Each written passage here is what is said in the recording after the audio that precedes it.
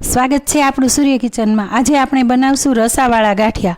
તો એના માટે બે જાતના ગાંઠિયા લીધા છે, તીખા અને મોળા, અને કેરીની કટકી લીધી છે, ખજૂર આંબલીને ગોળ લીધા છે, અને આ લીલી ચટણી માટે અને આ ખજૂરની ચટણી માટે લીધા છે, કોથમીર લીધી છે, ડુંગળી લીધી છે। તો સૌ પ્રથમ આપણે સૌથી પહેલાં લીલી ચટણી બનાવી નાખશું। આપણે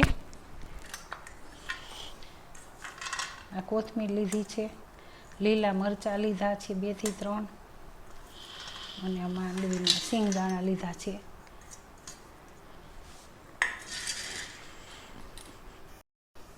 નાની ચમચી મીઠું નાખશું,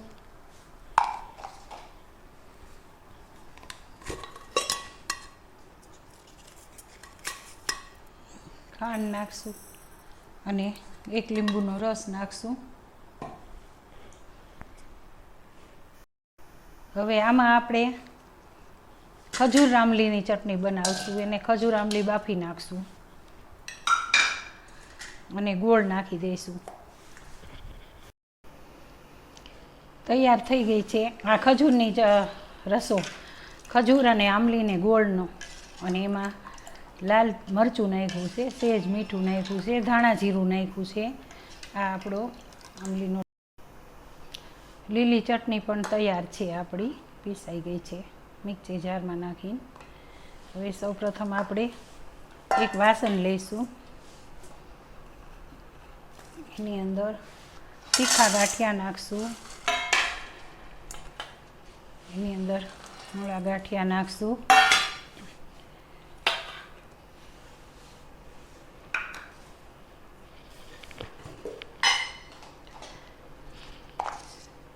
એની અંદર સેજ મીઠું નાખશું,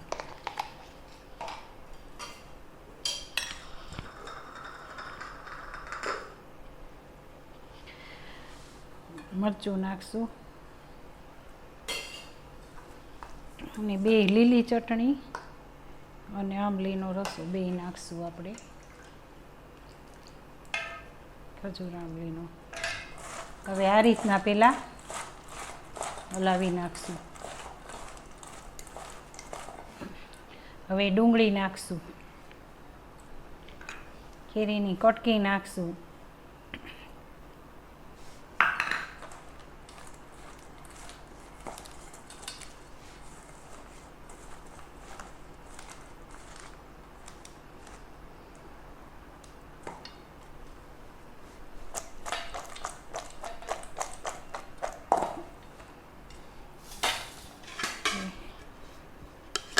સર્વિંગ પ્લેટમાં સર્વ કરશું।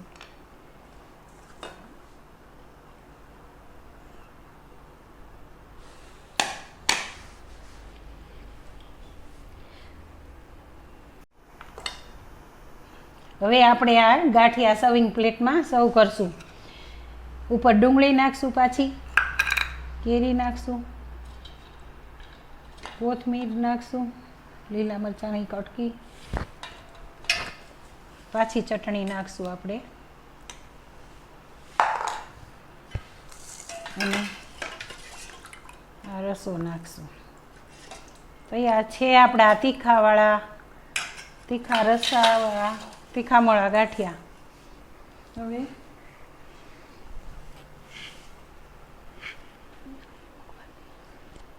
તો આ તૈયાર છે આપણા તીખા મોળા ગાંઠિયા। જો તમને આ રેસીપી ગમે તો શેર કરજો, સબસ્ક્રાઈબ કરજો, અને કમેન્ટ બોક્સમાં લખી મોકલજો કે કેવી રેસીપી લાગી તમને।